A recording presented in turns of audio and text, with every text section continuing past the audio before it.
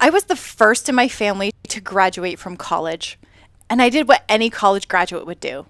I ran off and joined the circus.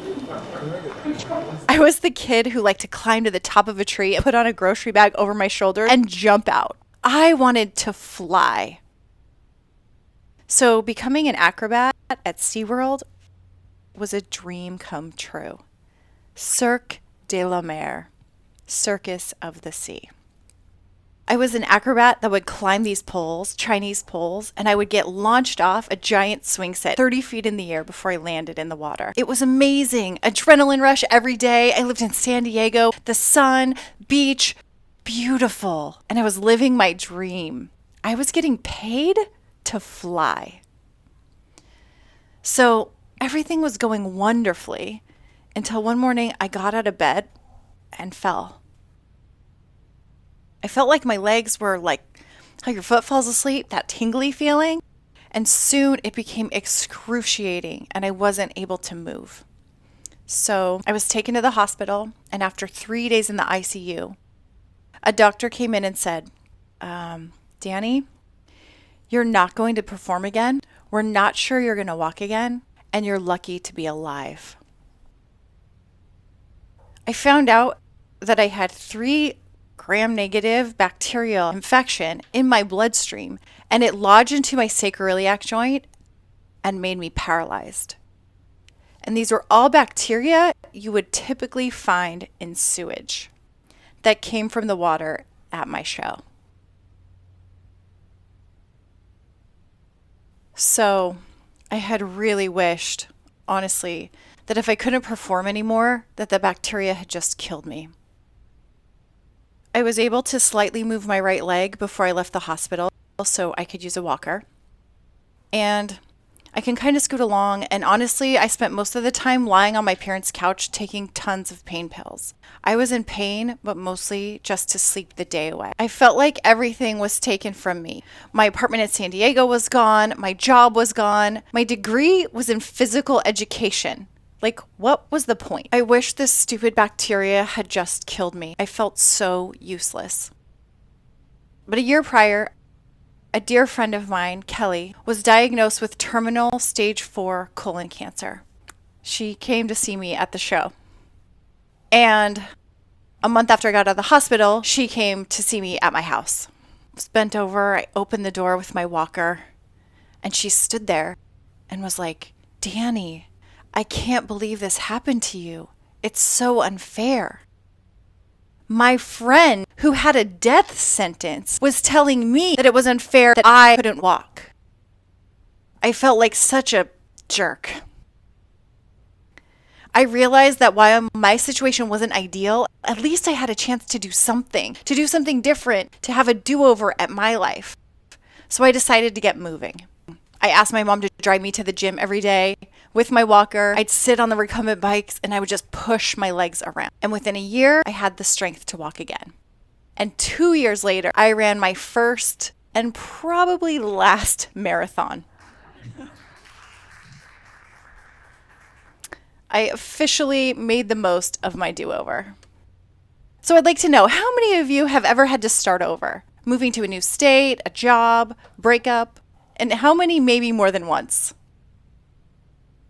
According to my scientific poll, which I did on Instagram, 65% of people who responded said they've had to start over 3 or more times. And I know there's not a whole lot of guarantees in life, but I know that there are these 3: death, taxes, and starting over.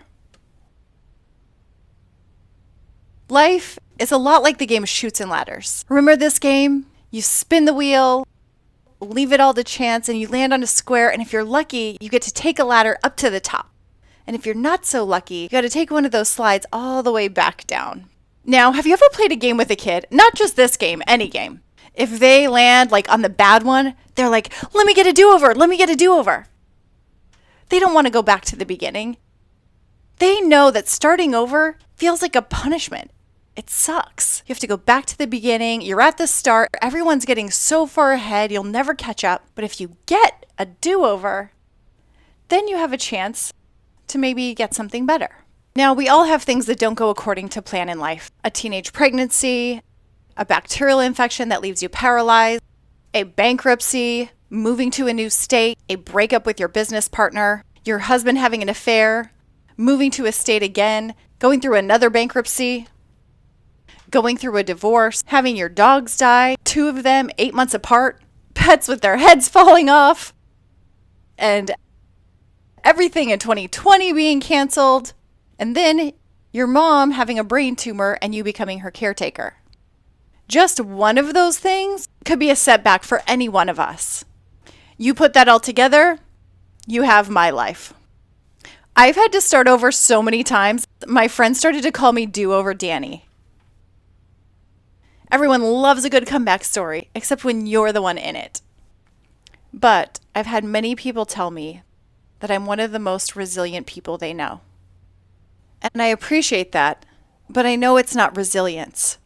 I just see setbacks as a secret gift to get a do-over. And I know it might be the kind of gift that feels like it's in a brown paper bag that someone left on your doorstep that's about to burn your house down, but it's a different kind of gift. So I've come up with a framework to help me overcome life's chutes and ladders, because I know that none of us are immune to what life has to throw at us, and we need to be prepared. So the first step in the gift of a do-over is to grieve. Now, I know we all know about grief when we lose someone, and there's the 5 stages of grief, but sometimes the loss of a dream can actually cut deeper than the loss of a person. And these things my friend Christina Rasmussen calls invisible losses. These are things like dreams, miscarriages, losing a business, the 10-year anniversary that you never had, and it is important to move on, to grieve in order to move on. The next is insight. With insight, this is where you look for clarity. You're looking for the lessons in the pain and the lessons in what happened. So this is where you can ask yourself questions like, who do I want to be now? Where do I want to go? Maybe if you lost a job, or you're looking at like what skills I have so I can move forward and do something different. And then is forgiveness. Often people think forgiveness means you're letting someone off the hook or what they did was okay. Forgiveness doesn't mean like what someone did was okay. It simply means that you're no longer letting it control you anymore. And forgiveness also includes yourself, to have compassion for yourself. And last is truth. Tony Robbins says to see reality as it is, but not worse than it is. We tend to catastrophize as humans. You like lose your job and suddenly you're going, I'm going to be homeless. I'm going to have to live out of my car. My kids aren't going to eat. No, just you lost your job. You might have to cut back on your Starbucks. You can figure it out. You have friends. They can help you. Well, it sounds really easy now, but it wasn't always that way. When I was 15 years old, I was suicidal, and I ended up in a mental institution. And they do regular labs, and my psychiatrist called me back into his office, and he said, your pregnancy test came back positive. And I immediately blurted out, well, I'm going to have an abortion. I mean, I was going to kill myself anyway, so what did it matter? And the day before my scheduled abortion, I had a change of heart. I met a woman who shared with me her desire to have children and her inability due to an eating disorder. And without even thinking, I said, I want you to have my baby. And she said, what? And my brain went, what? And I said, I want you to have my baby. And for whatever reason, I stuck to that and I went forward with the pregnancy. And 4 months in, I found out I was having a little girl. And the woman called me crying, saying she couldn't come up with the $50,000 to do a private adoption. So I was left with trying to figure out what to do, but I still had this plan to end my life after she was born. So I found another way to do an adoption. I read through hundreds and hundreds of profiles until I found the perfect one for her. And then, just a Wednesday in the summer, she was born. I was told not to hold her, not to look at her. They wanted to whisk her away, but I needed to. And I remember holding her and thinking she was so perfect. And I thought, what if she grows up and asks what happened to her birth mother? And she finds out I killed myself. and thinks it was her fault. I could not put that on someone. So I made the decision right then that I was going to live. And not only was I going to live, but I was going to live in a way that would make her proud if she ever looked for me.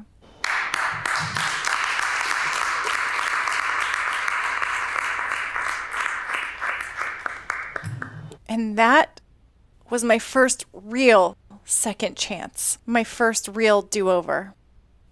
So for 18 years, every year on her birthday, I wondered if I made the right decision. I wondered if she'd hate me. I wondered if she'd look for me. And because of the rules of the adoption, after she was 18, she would be able to if she wanted to. Right before her 19th birthday, I was going to be in her city, and I decided to reach out. Or I said, hey, maybe we should meet. And she said, sure.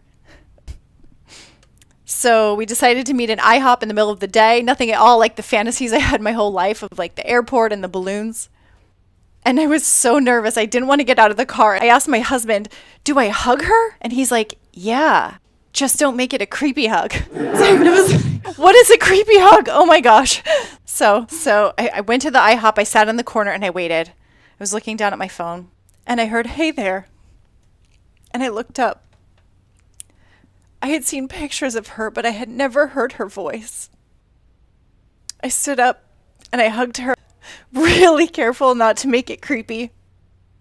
And she hugged me back, and it was the best feeling in the world, and I felt so good. And she told me that she had an amazing life, that she was so grateful, and that she was with the exact parents that she needed to be with. And I realized too in that moment that as much as I wanted her to be proud of me, I was proud of me. So how I used the gift framework in this situation. The first was grieve. Interestingly enough, this was one where I was not allowed to grieve. I was told when I had her, it was my decision, my consequence. I needed to suck it up. So anything that made me look like I was sad, I was told to knock it off. And I realized that our bodies need that time to grieve. A couple of years ago, I went to the jungle to experience ayahuasca. And if you don't know what that is, it's a plant medicine used in traditional ceremonies, and they use it a lot for PTSD and trauma. And I experienced this moment of seeing my 16-year-old self in the hospital delivery room and being able to hold my younger self and let her cry and grieve for having to give up that baby. And grief is so important. And I think sometimes we think that we can skip that part, but it's so important to get through it. With insight, my social worker at the time made me read the book Man's Search for Meaning by Viktor Frankl.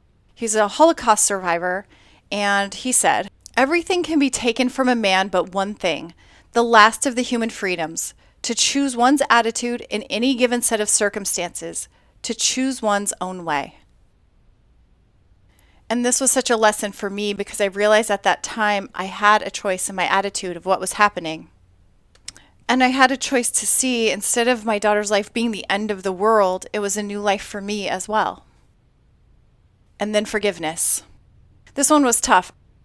I was angry at my parents, angry at the church, angry at people at school, and I had to let that go. But the person that was hardest to forgive was myself. I had to have compassion for myself for just being young and not knowing better and doing my best. And then truth. Truth was, teen pregnancy is not the end of the world. Sometimes we have hard choices. I had become a teen mom, have an abortion, give your baby away. It kind of felt like, do you want us to stab you in the foot, punch you in the stomach, or kick you in the face? But you have to make the best of the decisions you have. And you make your choice, and hopefully you're able to get a do-over out of it. So sometimes we're forced to start over, and sometimes we choose to. And some people don't get a do-over, like my friend Kelly.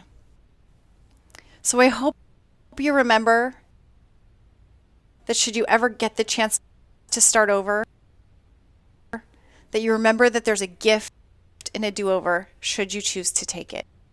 Thank you.